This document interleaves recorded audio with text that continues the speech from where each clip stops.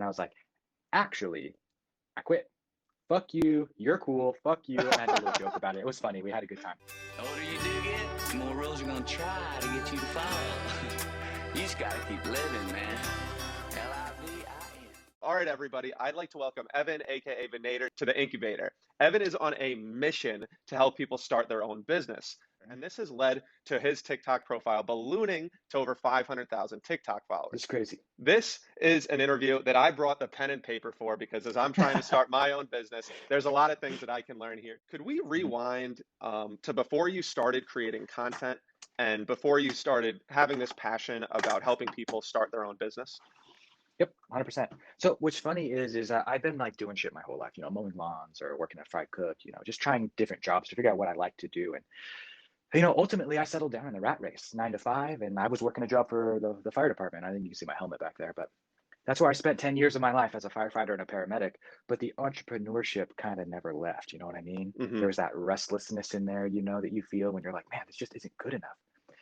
And so the whole time I was at the fire department, I was working on projects, working on inventions, working on ideas. And one of the things that we created is the scorch marker. It's my wife and I's, it's our company. We created a wood burning craft product. So if you draw on wood with this marker and then apply heat, it burns into the wood only where you drew. So we had something on our hands, right? And so we were like, okay, let's see what would happen if someone wanted to buy this. And long story short, we turned this product into a company that is now in big box retailers and Walmart and Hobby Lobby and Home Shopping Network. How did you come across this idea? It's a good question. When you get hired at a fire department, they put you through an academy. Mm-hmm. And it is grueling, right? Hard shit. And so naturally you want to commemorate something like that. And so that's what I was trying to do. I'm a woodworker.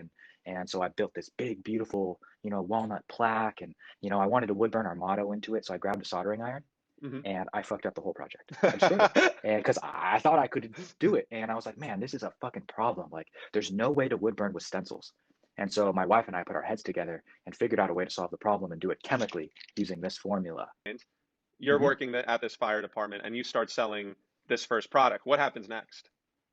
So while the other guys are wrapped back in the recliners, chilling, watching TV, I'm on my laptop. I'm building, I'm working, I'm on the phone, I'm figuring things out. I spent my free time working on it because I knew there was more to life than converting hours into money. Mm-hmm. And in order for me to get there, I needed to replace my pension, I needed to replace my health insurance, and I needed the cash flow. So I had to get my company to a point where it could provide those three things before I could leave. And so that's what I focused on.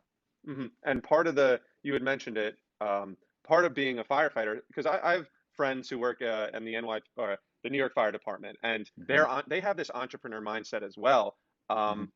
Was that one of the benefits of actually being a firefighter, that you had this flexible schedule? It's funny that you bring that up. So the schedule was one part of it, and the other part of it was being a jack of all trades and a problem solver, right? When someone calls 911, they're having the worst day of their life usually. And so it's our job to go fix that problem, whatever it is. And so that helps. It gets you in the mindset of solving problems. You're like, oh, I could make that better. Oh, I could fix this. And that's the train of thought you need. How did you juggle between your full job and then building this up so that you could then take this cowardly leap? A lot of delegation came into play. A lot of delegation and understanding. So what's really important for someone who doesn't have I don't want to say this. What was really important was to learn a little bit about every subject. Learn a little bit about SEO, the differences between on-site, off-site, and technical.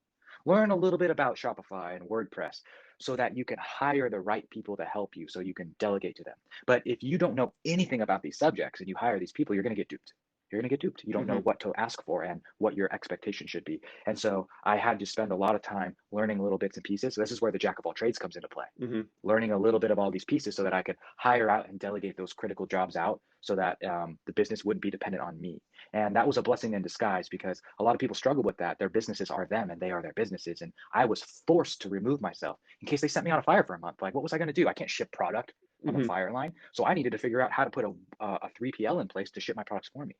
Your advice for somebody who's trying to hire a specific role is basically just understand enough that you're able to vet the right candidate. Yeah. And then if somebody can do it 80% as well as you and you can afford to pay them, fucking do it.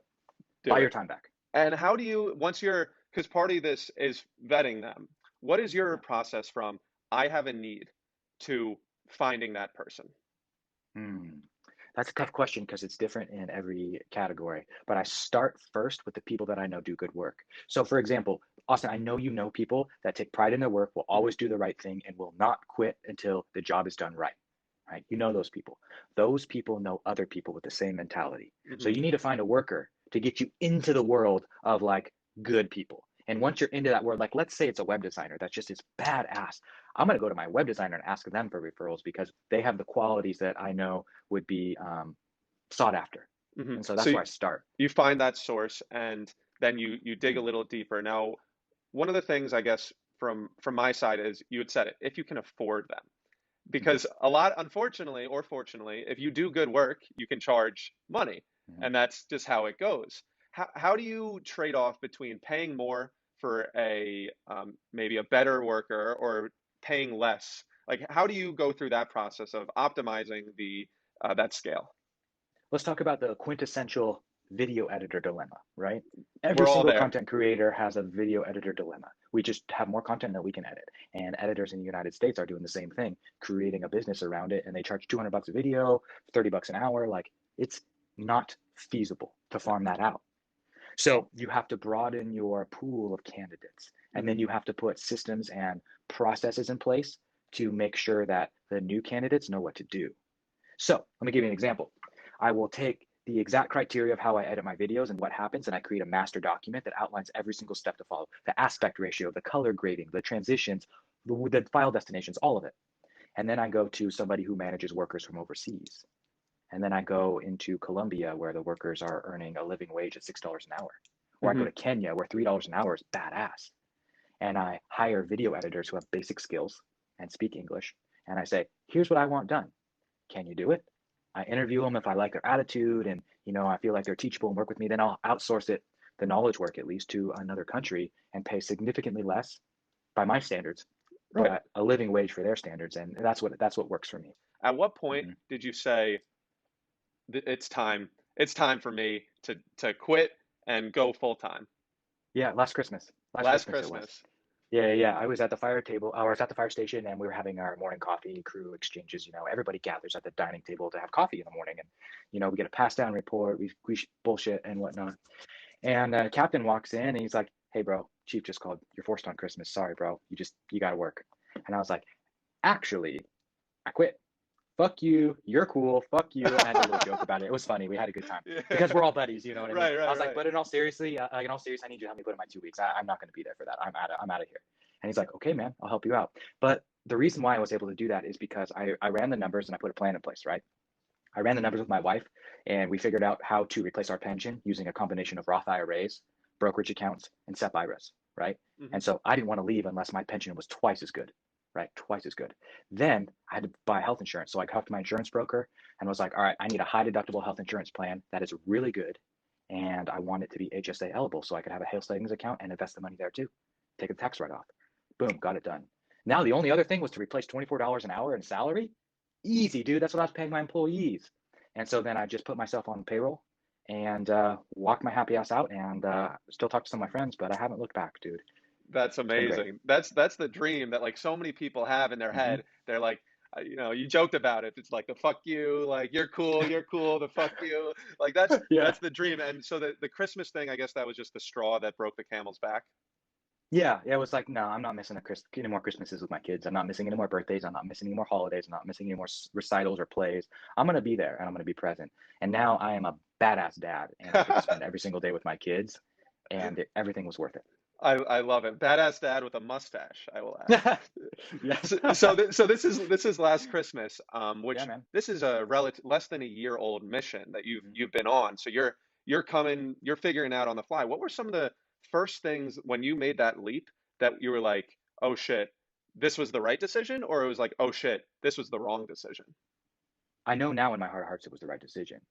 But there's an aspect of camaraderie that can only be created when you're doing blue collar work with some other like-minded individuals, right? And that camaraderie you'll find doesn't really exist in the knowledge worker and blue white collar industries. And Hmm. so that was the hardest part.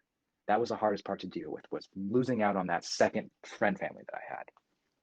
But but every single day that I'm part of the daily routine, every single day that I can devote myself and get 1% better, it's like oh wow, this is winning, dude. Like seriously, like multiple times a week, I look at my wife and I'm like, could you imagine if I was in the fire department right now? And she's like, fuck that, you'd be gone right now. It's summertime, California's burning. And I'm like, yeah, you're right, I would be gone. Like, so I'm happy no matter how hard it gets being here with the family, and it was worth it. How did you see your business grow by this decision? Oh, that's a really good question. I like that, Austin. Scorchmarker, the company that we were running, I just talked to you guys about, it got a Hmm. lot more attention, and it got a lot more love, and things started to go smoother and run better, and which was nice. Less fragmented because I was removed from the equation for days at a time, you know? I Hmm. was able to make more meetings, but where it really excelled was in my personal brand and the other projects. That's where things really started to take off because I had all this time freed up now, and now I could come up with a way to monetize my audience and put education out there. Now I Hmm. can take the money that we're making in profits and invest it in other projects, other inventions, other companies. And Hmm. so that's where we've seen leaps and bounds of growth, and it's been totally worth it. And is that something that because you can't necessarily envision that. I mean, you can, but it's hard to know Hmm. what an unchained, uncuffed business can do. Was there any way you plan for that? Like, okay, month one, I'm going to try and do this without because you were planning for this, Hmm. leaving this full-time gig. Was there any way that you truly put together like a roadmap or something on how you were going to grow this with your extra time, or was it more, all right, let's figure it out? It was a second. All right, let's It, figure it out. it I was would a love to tell you that I put in like a quarterly and monthly like rocks. I didn't. I didn't. But I am reading a book about it right now, and I'm very excited to put that into play. It's called uh, Traction. you're able to invest back into other businesses. I like to Hmm. call it making a series of small bets. I try and have Yeah. as many small bets as possible, and then hoping that one hits. If the others don't hit, so be it. Now you have this time to invest in yourself. What were the projects that you decided we're going to take this money and we're going to invest it here? Good question. So the way I look at it is money is energy in a sense. It's an instrument of change. And so if I can take that instrument of change or that money, I can sprinkle it over here, sprinkle some over there. Sometimes it grows and comes back to me. Sometimes it fizzles out and dies away. And what I was trying to do was take a little bit of that energy and sprinkle it on these different projects to see how much I could get to come back to me. So we invested into a cryptocurrency project where I run a Tezos node. We have an Ethereum node we're putting online. Right. I have a product company that I can't talk about yet. I want to really bad. It's an accessory product, but I'm recording a whole YouTube series so people can watch me build a product from the ground up. And I'm then looking forward we to have that. another. It's going to be fun, dude. And then I have another product as a doorstop that we just finished the prototypes on, and we're going to get ready to go to molding soon. Really fun. And then I have my personal brand where I'm sharing all these things I learned on the way, building businesses and reading books and making mistakes. And so all of these arms, all of these are different revenue streams, Hmm. including the real estate and the investments and the long-term and short-term stuff that we do. The reason I bring all this up, Austin, is because my goal is to become financially immortal. I do not want to be able to be killed by an economic event. Crashing real estate can't kill me. You can take away a revenue stream, but all these other revenue streams are going to keep coming in. And that's my goal. And that's why I'm doing what I'm doing, sprinkling around these little projects, like you said. Financially immortal. I love that term. Yes. One term that decentralize your income. The same way Oh, that dude, that's so good. Hmm. any tips for identifying a subject or a product market fit for something entirely digital or on the internet alone? Yeah. Yeah. So the first and foremost, you need to figure out what problem you're solving. That's really, really important to really narrow it down and figure out like, what problem am I solving? And then, have a solution for that problem. But how do I want to put this? Online is a little bit more difficult because you don't have a physical, presence and whatnot. But I found that things work best for me when I'm like for instance, I launched a business school, right? Hmm. How do you get feedback on that? I reached out to everybody and I was like, bro, I am seeking 3 pieces of negative feedback only. I don't want to hear anything positive about this thing. I want you to give me 3 things that I can do better. And over and over and over. Hey, I'll give you free access if you give me 3 things I can do better. And I did that for months, dude. Months I had people give me negative feedback because negative feedback in the end is the only thing that's going to help me get better. I listened, I made some changes, and then I launched it. And then I continue to listen to negative feedback. And so I pay attention to Amazon reviews and upset customers and negative Facebook comments. Like, I'm in there. I want to know Hmm. because then I can fix it. I We, think it's we well said. touched on we touched on kind of where you are today, your past. Um, where do you think the future is going? I'm going to own an asteroid mining company called Juke Limited. Well, I got thoughts that circle all around my head, and no one knows I'm thinking, but it doesn't matter, 'cause no one wants to listen. But now I'm talking, I'll be talking. fucking till I'm dead.